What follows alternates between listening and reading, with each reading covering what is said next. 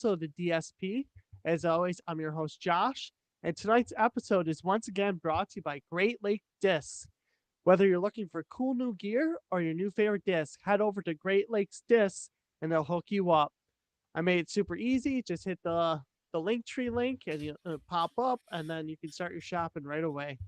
Tonight's guest is from Team Westside Discs, Josh, and I'll let him fully introduce himself and where he's from and how his disc golf journey even began. Hey Josh, how's it going? My name's Josh Patin. I'm from Lafayette, Louisiana. I started playing disc golf in 2007. One of me and one of my buddies used to play Little League together, and several years later, we were hanging out one day. We're like, man, let's go to the park. Let's go play catch. We hadn't gone throw a baseball in years. I think it was like 7 or 8 years since we played Little League together. So we went out to the park and started throwing back and forth and playing catch, and we saw somebody playing with some throwing some discs around. I had saw them at another local park before, but I didn't know what they were. So we actually saw people throwing the discs towards the baskets. So I was like, "Oh, I think I've heard of that frisbee golf." That's what they called it. It was like, "Oh, I think it's called frisbee golf." So I said, "Hey, let's go to Academy. Let's go check this out." So there's Academy down the road. We went go drive by and picked up each a disc. He got like a viper or something or a cobra. I know I got a cheetah. I'll never forget a yellow cheetah. I was like, "This is awesome looking. Let me get that." So we went back to it and started playing. And I think we played every single day for like 2 weeks straight. And then we actually entered a tournament while we were there one day. I had a flyer, and I went to the tournament with like a little bag with a putter, the cheetah, and I think maybe a rock or a mid range or some kind of mid range. And I shot 24 over, finished like third or fourth to last, way at the bottom. And in Louisiana, it was April and it sleeted. It was freezing cold. It was miserable here. I was not prepared at all, but I loved it. Seeing my name on the leaderboard, way at the bottom, I was motivated. I was like, oh no, that ain't gonna happen again. So I went out, got a disc, I got a more disc, I got a bag, like a old school backpack bag, and I entered another tournament a month later, so 6 weeks into playing, and I finished. I moved up into, I guess it would be MA3 instead of MA4, because we were playing Southern National, so we didn't actually have PDJ back then Yeah. around here. Um, and I finished in seventh place out of 30 people, and I ended up winning like $60 in prizes or whatever it was, and I was just like going through like a kid in a candy store. Just, oh, look, this, picking all my discs out. That was it. I was hooked. I traveled all over the southern state, I think the 5 or 6 different states that year, and played like almost 30 tournaments. That is so cool. Yeah, I So was do you hooked. do you remember like the feeling of walking up to like your first tournament, like getting ready to check in? Were you nervous, scared, Oh, I'm excited? sure. I mean, I was probably numb because it was cold. I was in like jeans and a shirt. I wasn't prepared at all. I didn't realize what it was going to be. I remember the a couple of the people I played with years later were like, "Man, I remember you showing up for your first tournament and just kicking my butt, even though you was your first tournament ever played." I was like, "I didn't play good at all, but for my first tournament for 2 weeks, apparently it was decent. I mean, that's probably some of the worst rounds I ever played on those courses, but um, it was an adventure for sure. So what'd you do to get better? Lots of practice, like field work, or have you just been nailing out practice rounds like crazy? Back then, I was single, I wasn't married and have a kid, so I played a lot. Yeah, me and my buddy, we played a lot. We worked at a church together on the maintenance team, so we would go for our lunch breaks. The course was like 5 minutes away, so we would go play for our lunch breaks. The course was a shorter course. It's called Ace Run, was one of the courses, so you could play in like 45 minutes. We take an hour lunch, grab some food, and go play. So we'd go on our lunch breaks. So I played a lot, and I've just been that kind of person that's motivated when I want to do something. Like I'll put everything into it. So I'll critique my throws, learn how to throw this way, that way, whatever it is. So it's something. I mean, I put a lot of time in back then. Um, Nowadays, I don't get to put nearly as much time. I have a wife now and a daughter, Yep. so you got to prioritize that time and be specific with it and intentional with that time that you get. Yeah, I know how that is. I got a wife and kid as well, so Yeah. it's yeah, you definitely have to make sure you manage your time the best you can and get Mhm. out when you can. So what's the disc golf scene like in your area? Lots of tournaments or and leagues or Not there's there's 2 different clubs right now that are kinda conflicting with one another. So we had a whenever back then when I was they had actually 2 other clubs whenever I started, and one of them fell off, and the other one kept going, and we had a really good president for several years who had brought in a bunch of pros from all over the place and hosted us some, big tournaments, B tiers or whatever, but, he retired, and we got a new president, and, he's doing well, but, they had kind of diminished the amount of tournaments they were doing to they used to do maybe 6 or 8, now they're doing, like, 2 or 3, sometimes 4. I think they're trying to bump it up to, like, 4 this year, and then the other club will probably run 2 or 3 a year, so, I mean, I might have 6 at best locally. oh wow. Yeah, I would like to see more, but fortunately, I live probably within a 3-hour range. There's several clubs, so I try to keep my tournaments within a 3 to 4-hour range, and I'm able to travel and do that in the mornings of I don't have to go stay the night, so I can just drive up in the morning, go play around, and come back. So I typically only play maybe a handful within 30 minutes, but then over an hour, I'll play maybe 20 or something. Yeah. Yeah, that's kind of like different from like my area because in Western New York we have tons of courses within like 40 minutes of like everyone's like house, and then Mhm. like we have tournaments every weekend. It's so cool. Oh, man, I wish. Yeah, we've I got wish I leagues wouldn't have to going travel. from yeah, we got leagues going Monday through Oh Fridays, and my. yeah, it's so cool. Um, so what actually drew you to West? Like I see your shirt, and obviously you're from Team West Side. So Mhm. what actually drew you to West Side, and how did that even become a thing? Well, availability first. Um, I used to throw all Innova when I was playing. I mean, you grow up, that's where everybody was around here. So I was throwing all Innova, and I had applied to get on the team. I was having conversations. I think it was 2006. I was gonna go. No, it was 2016, not six. I was going to USDGC. I was getting my rating up. I was in the 990s somewheres in that range, and I was having a few conversations with Jonathan Poole, and we were going back and forth trying to come to agreement. And then I was also talking to Dave Felberg, who was at the time the manager of Latitude 64, having conversations with him. And I played a few tournaments before with Kyle Webster, who was the team captain on Westside. So, and there was actually a pro in Baton Rouge who's named Logan Weiss, and I was friends with him. I knew him, and he was on the team. So I talked to him and messaged Kyle, and he put a good word for me. Logan did. So Kyle messaged me. It was like right before Christmas, a day or 2 before Christmas. I was like, "Merry Christmas." He's like, "Hey, if you want to, you can come on with Team Westside." I was like, "Great." I mean, I love the molds, the stamps really draw you in. I think they got some of the best stamps in the game. They got some really cool stamps, and I've always been attracted to those stamps. Yeah. So, what would you say is the top 5 most underrated trilogy discs that people don't even know about? Hmm. I th One of my favorite discs is the Audi. It's most people like a Felon. I Yep. feel like the Audi is very underrated because it's a little bit more of a stable for me than a Felon. So you can once it breaks in, it flies like a Felon. So I really like think the Audi is very underrated. Gatekeeper's very underrated. I don't see many people bag it. That's a mid range. It's pretty much a point and shoot mid range. I bag 3 of them. You can get them in different plastics. Some of them fade a little bit more, and once they beat in, you can have that turnover. So you can have one disc that does all 3 shots. You can have a fade a little bit, have a dead straight one, or have one that turns over. Let's see. Defender is a very distance driver. It's underrated. I don't see that many people bag it.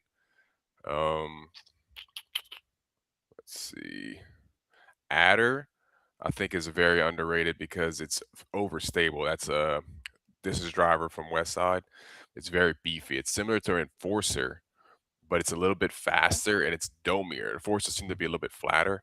I like the dome that the Adder has, and it'll fight the wind whenever it's getting really windy. I like to bust that thing out, throw it. I mean, I can crank it in the wind, and it'll hold for a while before it finally fades at the end. So Yeah. it's just very dependable and trusty disc. What do you think about like the anvil? Oh, the Do you like Anvil's that? great too. Yeah, Anvil's great. I got one in my bag. I actually ordered like 3 or 4 more. They just put a run of tournament plastic in. They haven't had a tournament Ooh, plastic for a while. I really like the tournament plastic. It's almost like the star plastic, for Innova or so I got one I ordered before the fall and I put it in my bag and I've been throwing it and I love it. It's flat, good grip of that tournament plastic. And so I ended up ordering. We got our allotment in this about a week or two ago. So I just put in like an order for 3 or 4 more, so I could cycle a couple in the bag.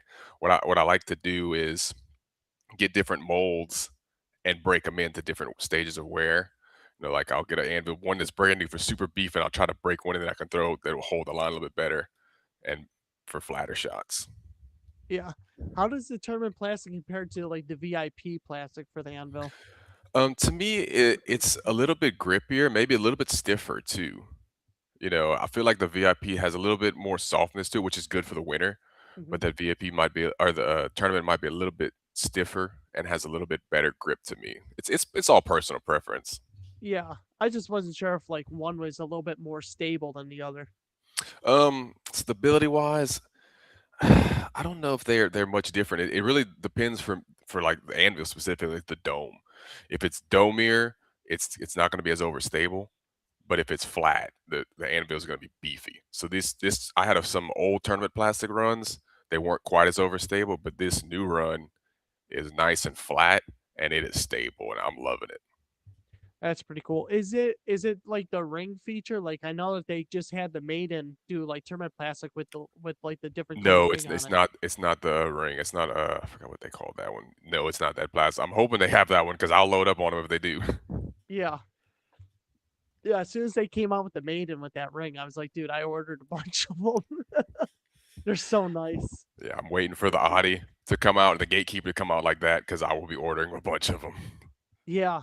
Yeah, Hoping this there's a year. there's a couple of sweet special runs that like Westside does where the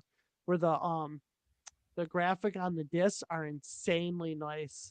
Oh yes, that I think, like I said, I think their stamps are some of the best in the game. I really love their stamps. Yeah.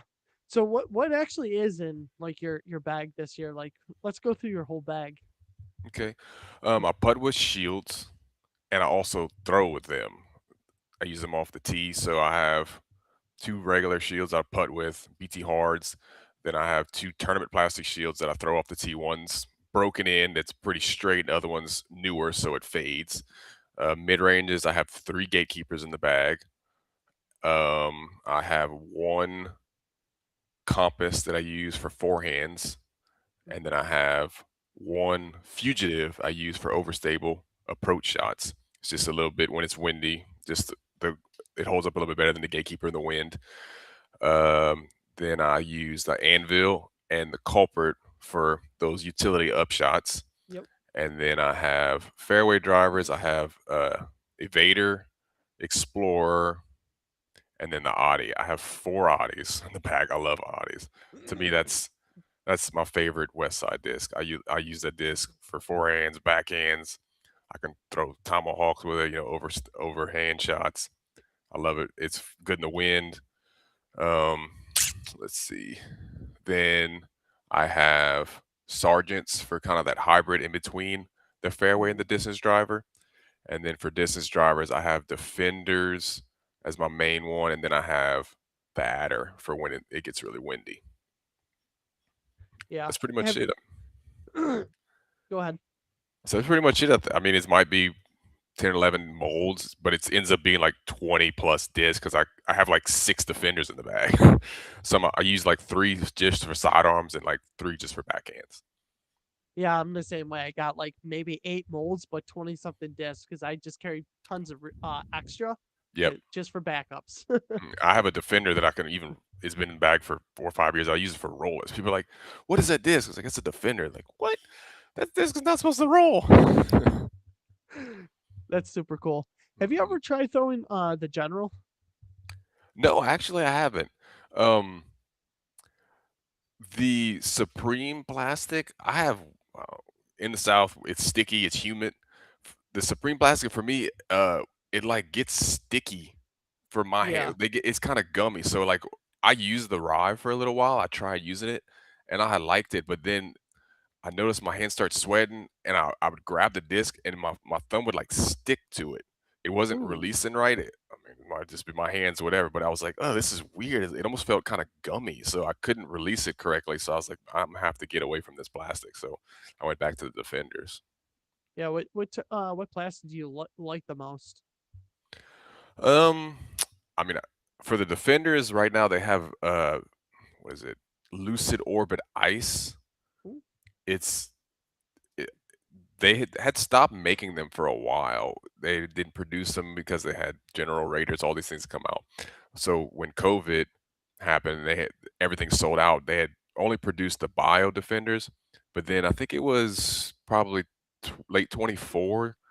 They made a run of the Lucid Orbit Ice Defenders, and I got a few of them to test out because I used to love the Defender, and I was loving it. I pulled it out after a tournament one day and started throwing in the field. I was like, "Oh wow!" I ended up getting like 20 of them. I still have like a dozen of them in my stash. So I was like, "I'm loading up this time in case they stop." And you can't find them right now either. So I'm glad I loaded up when I did. Yeah, that sounds like a perfect plan. That's what I did with the Saki Bomb Felons. I stocked up on them Oh because they yeah. don't make them anymore. So Smart. yeah, and like the Saki Bomb Felons fly completely different than a normal felon. Yeah. Yeah. Um. So if you here, bleh, let's try this again. So do you like travel outside of your state? Like, did you used to travel outside of your state for tournaments, or was it you always local? And did you ever do any like tour stops? Yeah, I've played a few tour stops. I would try to do like one, at least one a year. I played Jonesboro. I played Waco. I played Texas States. I played USGC twice. I played Worlds once. Um, I try to stay like in that 3 or 4 hour range, but there's usually an A tier, a B tier big one. I used to go to City of Mobile almost every year, but now they're having the Big Easy Open. I'm on the wait list on that one right now. Ooh, First time in Louisiana, I'm number 2 on the wait list, so crossing my nice. fingers for that one. So I'm hoping to play that one, and then I'll be turning 39 in 2 weeks. So in 27, I'll be eligible to play Masters. So I'm planning on going to play Masters Worlds in Oklahoma. That's really cool. Have you ever like shared a card with any of your favorite pros? Oh yeah. Oh, here we go. Let me think. Was it 2017? I want to say. I went to Texas State's, and first round I made chase card. So it's me, Paul Macbeth, Chris Dickerson, and Lewis Bidney on a card. And Paul Macbeth was my favorite player. He's Tiger Woods. He's the GOAT, in my opinion. So I was all hyped up to play with him and nervous at the same time. So we get up to the tee, second round, and they announce Paul Macbeth, whatever, 3 or 4 time world champion he was at that time. He goes up to the tee, throws it straight in the basket, ace, hole in one. Wow. First time I ever played with him, hole in one. I'm sitting there like this with my mouth open, and the rest of my card mates run up to him and like start hugging him and picking him up and celebrating with him. And then that night, he was on Sports Center, and I was the only one that didn't make it because I was sitting there like this, dumbfounded, while everybody else who was celebrating with him was on Sports Center that night. And I proceeded to go up and throw and hit the first tree and took a bogey and lost 3 strokes on the first hole. Oh man, Yeah, crazy. But I've been fortunate enough to play with a lot of the pros, top pros. that's pretty cool. What's been your favorite course of all time to go play at? Ooh, all time. I think W.R. Jackson. I love W.R. Jackson. I played that for Worlds. I think it was 2016 was when Ricky went over there, and I brought my family over there, and we got there early and played practice rounds, and I just loved it. It was a wooded course, but it was fair. A lot of wooded courses have like trees right in the middle, and you got to kind of get lucky and get there was fair gaps over there, and there was big trees with huge gaps, and I don't know, I love that course. I thought it was awesome. I hope it comes back one day. That's really cool. What's your top 5 courses to get out and play? In locally or just Just in general, what like your dream list? What's your top 5 oh courses? man, I don't I mean, uh, let's see. W.R. Jackson, I really liked. Winthrop was awesome. I really liked. There was a course in Houston that went away, unfortunately. It's called Evergreen. I love that course. It was on an old ball golf course, and they ended up s- redoing another ball golf course on it. So the disc golf course went away. Boo. I'm sure everybody in Houston's like rest in peace. I don't know the other fews.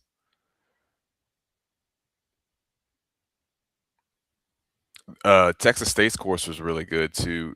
Last couple years, Brock Gold.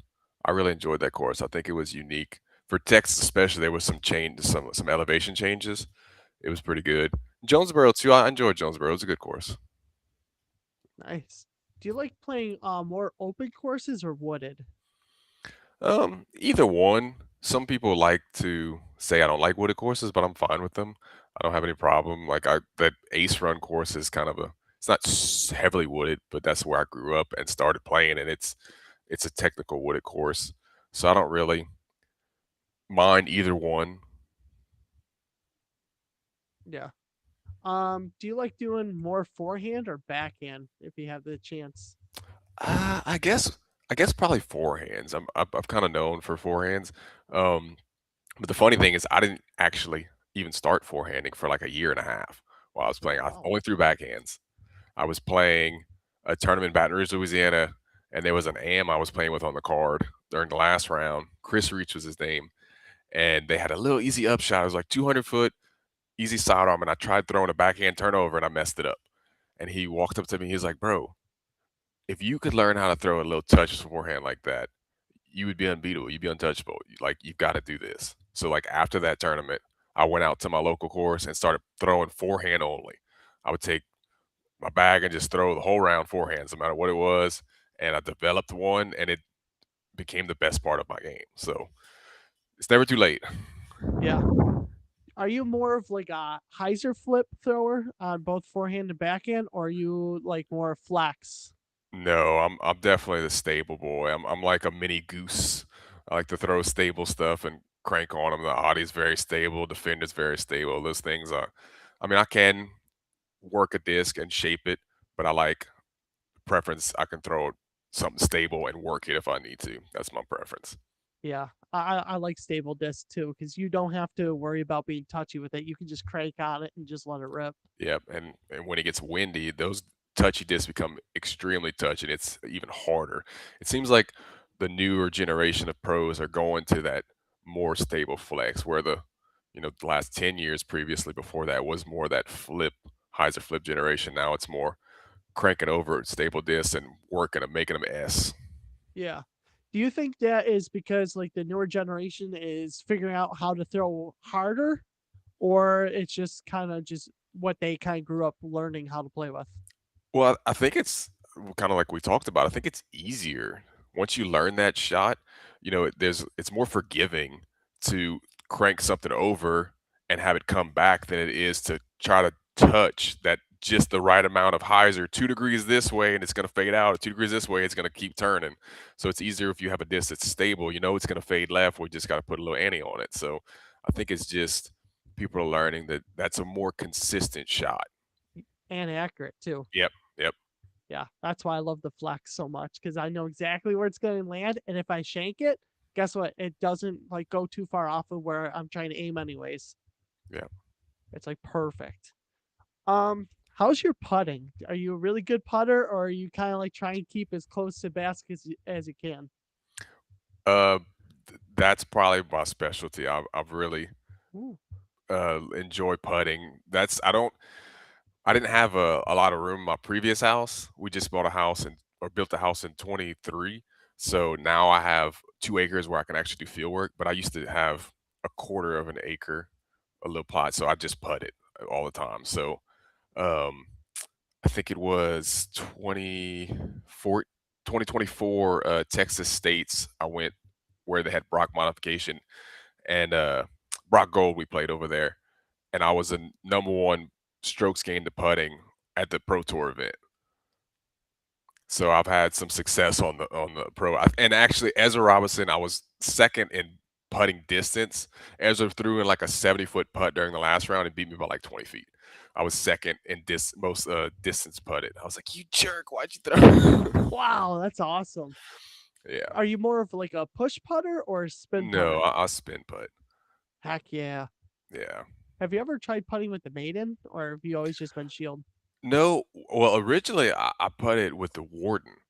I played two tournaments with the Warden, and the very first tournament I played where I fully committed to Trilogy Bag was a course called in Lumberton, Texas, and I shot the course record, and it was like 1050 something. It was crazy. I was like, "What the heck? This is awesome!" And I put it with the Wardens, but it wasn't the Wardens that I was just driving really well. And then the second I played another tournament, I think a week or two later, in New Iberia, Louisiana, and it was very windy. So I noticed when I was putting with the Wardens that it didn't hold up that well in the wind. So after the tournament was over with, they had a vendor set up, and I was going to check out the different Westside putters, and I found the Shield. So they had a Ring of Fire at the end, so I putted with the Ring of Fire with the Shields, and I was just nailing them, even though it was windy. And I was like, well, and ever since then, I mean, that was probably 2017, almost 10 years later, I've been putting with the Shields and don't see going back to anything else. Yeah, if it works, why change it? Yeah, I have a stack of, and green's my favorite color. So they made a run of green Shields a couple years ago. I've got like 20 of them, a big stack of shelf in the back. So I've got a Yeah. supply. Yeah, when I think of Westside, I just naturally think of green anyways. Nice. Yeah. Um so what like is the shield a deep putter or is it beaded or beadless? It's kind of, it's got a little weird bead. It's unique. I don't really like beads, but it's not like I don't know, it's almost like a micro bead, but it's a little deeper. It's not, I mean, it's comparable to Ward, maybe a little bit deeper than Ward, and it has a little weird edge on it. It's almost like a micro bead or something. It's kind of unique, honestly. Yeah. And One of the comments that we just got is from Chuck. He says, I just started throwing an anvil and it's a game changer. Yes, it is. it is. It's like that's like my go-to disc for like any type of upshot or approach shot with my forehand. It's so easy Oh to yes, manipulate. It's beautiful. yeah. If you can flex it through the woods, it fights the wind. It's perfect. It's a great disc. Yeah. Yeah, you can hyzer flip them. You can get them to hold that hyzer line. Just drop right there. It's like perfect. It sits. It doesn't skip too much. Great Yeah, mold. it's the most reliable upshot disc I've ever had. So, Yeah, you ever tried the Nico ones? dude, those ones are so beefy. I couldn't even throw those. Bro, I got 3 or 4 of them, and I was like, "I'm selling these things. They're unthrowable. They're more overstable than a Justice, but that's why people still love them to this day because they stay stable forever." Yeah, my buddy John brought one of those out for a practice round, and he's like, "Dude, I know you like beefy disc. Here, try this." I tried it, dude. I couldn't get to do anything. I'm like, "This is so stupid." Yeah, Like I what is can't. this? Is this a tilt? I mean, come on. And it's crazy. Like that's what blows my mind is like how certain runs are Yeah, complete beef compared to others, but it's like it's an anvil. It should fly the same. I know. I don't. I mean, from my understanding, there's a lot of technical thing. I mean, it's humidity levels. It is very complicated to make this. So the color sometimes will change the flight of the disc. It's crazy. Yeah. Have you ever gotten a chance to go to to like any of the trilogy warehouses or anything? Yeah, I went to Kansas. I went to a DD Open, and I went toward the factory. Well, they don't make them there though, so they're produced in Sweden. So I haven't seen them made, but I got to see the stacks and stacks of shelves, and it was pretty cool to go there and tour the facility. That's pretty cool. It was like, You probably felt like Bobby Brown going through the warehouse. yeah, exactly. It was like 80,000 square feet. It was huge. I was like, oh my gosh, and it's in the middle of Emporia, Kansas. Like wow, this is like probably the biggest place in the whole town. Yeah. How big do you think it was for Bobby Brown to come back to trilogy? I think it was great. It was a really cool thing because whenever I was playing, it was cool to see the videos. I went back and I've got some friends that have been playing for like a year or two, and I went back and showed them some of the old videos because they got some, don't triple stamp with double stamp, just some classic videos. They were so funny. I love going back and watching them. So it's good to see them back and kicking and getting the social media going again. I think is a good thing for Dynamic Disc. Yeah, the Answer Man podcast, that's Yep. back. Yeah, I have them on my list. Yeah, listen to them. I might have Yeah, to have add you the disc.seeker podcast too. yeah. So for the Answer Man podcast, have you submitted any questions to any episodes yet? Yeah, I did. They were talking about baskets one day, and I had submitted a question. Everybody wants the baskets to be smaller, and they most when they talk about small, they always talk about left to right, and I think that you could actually shrink them up to down, and it would Yeah. be easier to change without having to actually get new baskets because you could probably change it with like a drill bit because they all have preset screws. And if you look at most baskets, the chains do not sit at the bottom of the basket. There's 4 inches or 6 inches before they sit. So if you would unscrew the cage and measure the height, get it right to where it doesn't touch the chain, you could drill a hole through it and shrink that up and down, 4 to 6 inches and make it harder without having to replace the basket. Yeah. Yeah, I'm looking over at my basket right now because my practice basket's right next to my studio. So Hmm. I'm looking at that. Yeah, you could definitely shrink that down and that would definitely make it more challenging. It would still catch well. It probably would have less spit outs too in the bottom of the cage, but and I mean you could almost come up with a regulation height. If the PGA would say, okay, well every basket's 18 inches, whatever, you could come up with a regulation height where they could go through a park and just say, okay, here's a tape measure, let's tap it with some screws, bam. Yeah, because if you think about it, there is actually no regulation height. Like there's a couple courses here where the kid where the basket's basically shrunk like into the ground to the point where the basket is like literally hovering off the ground. Like I Hmm. forgot what hole it is at Shorewinds, but the one basket literally shrunk in the ground where it's literally just hovering off the ground. Like there's no pole Yeah. underneath it anymore.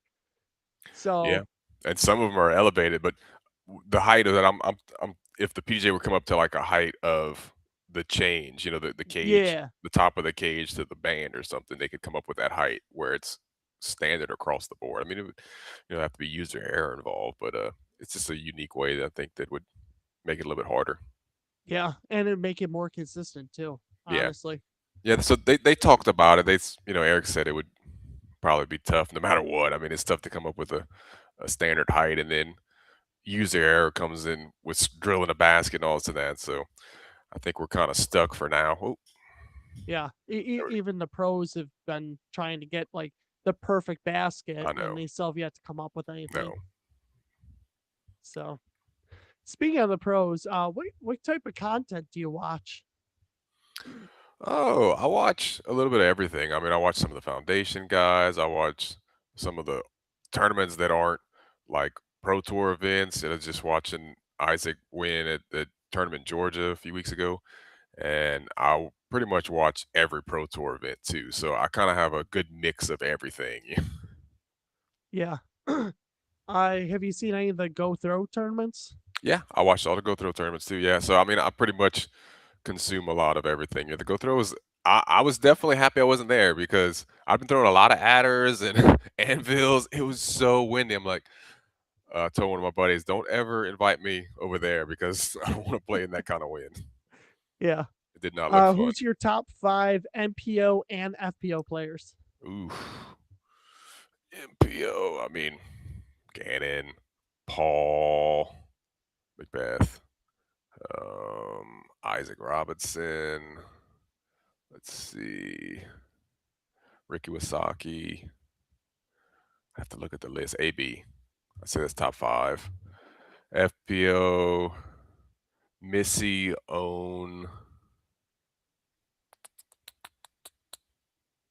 Hmm. I should know more than this. I can't think of any right now. Yeah, I always go blank. I know. I mean, I know. I'm trying to think of the Cat, but Cat hasn't been playing as well. I'm trying to think of who else won tournaments. I think a lot of the foreign ones are doing I want to see Ida this year, and I saw that Latitude 64 just signed Anakin, so that's Yes. a lot of potential with that. That's a good pickup. Um, Holland, of course, Holland. Yep. What about oh, what's her name from MVP? Sharon Simon, I Oh, think. Silva, of course. That's what I was. Silva. Yeah, I Yeah, should know that. Silva. That's what it Yeah, is. that's probably top two right now with Misty. Yeah. Like the way that she throws is so interesting because she like Ah, just yeah, like it's like there's no power to it, and all I of a sudden it know. just like launches. It's like, Hmm. how is that It's working? the putt. The putt is insane. Her and Owen are the two best putters in the FPL division. Yeah, that'd be good to watch them square off in a putting match. It's insane how good Owen is in her 40s.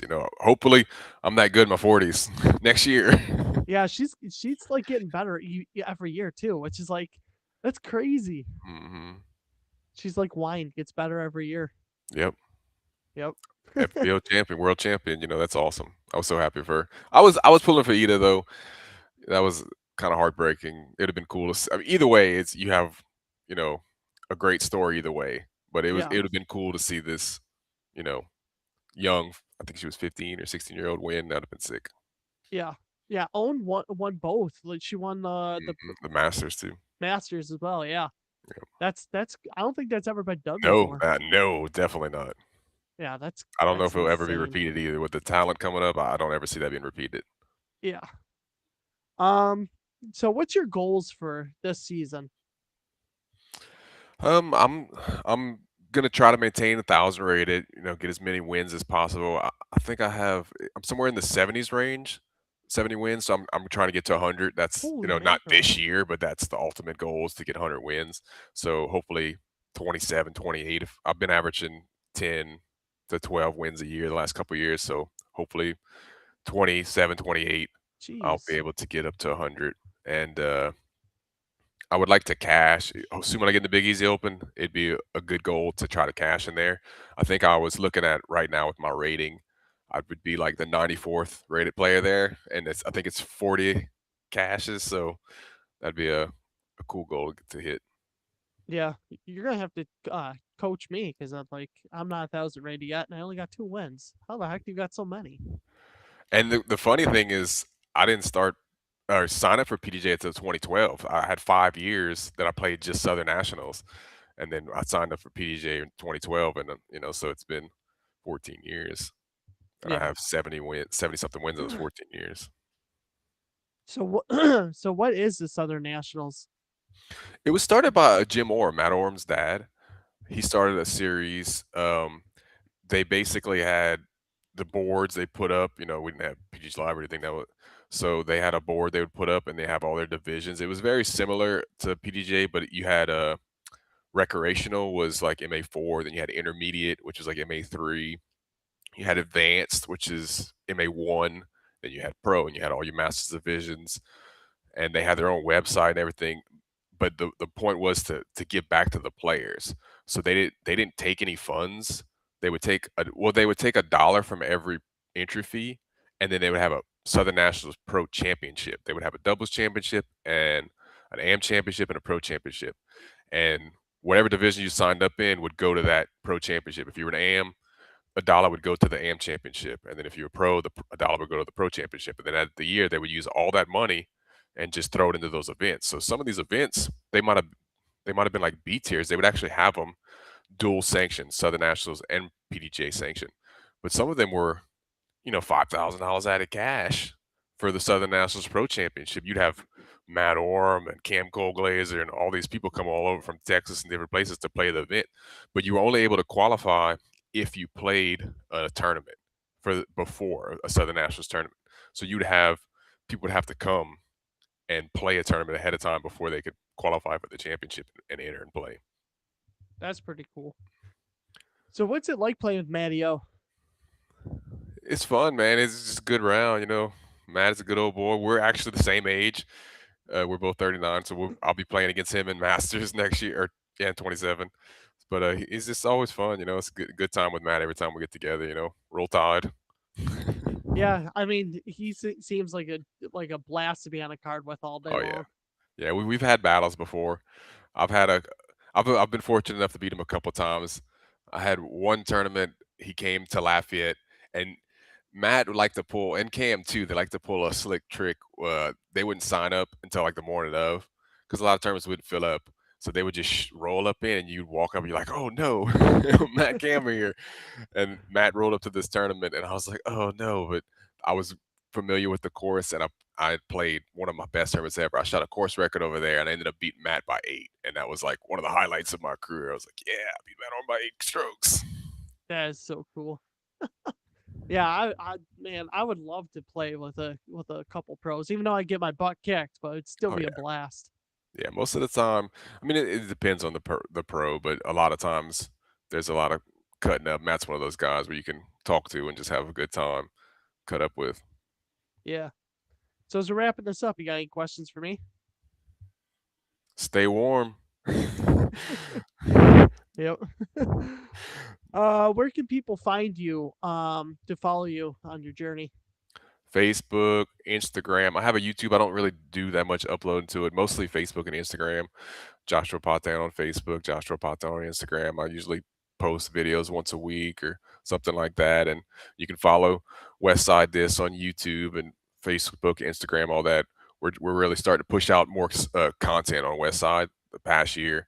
It's been going really well. They're putting up. They got a series called Throw Westside. You can look it up. That one was released today about the longbow one. That's a really underrated disc too. It's kind of like a beat and Audi. It's a really Okay. good disc.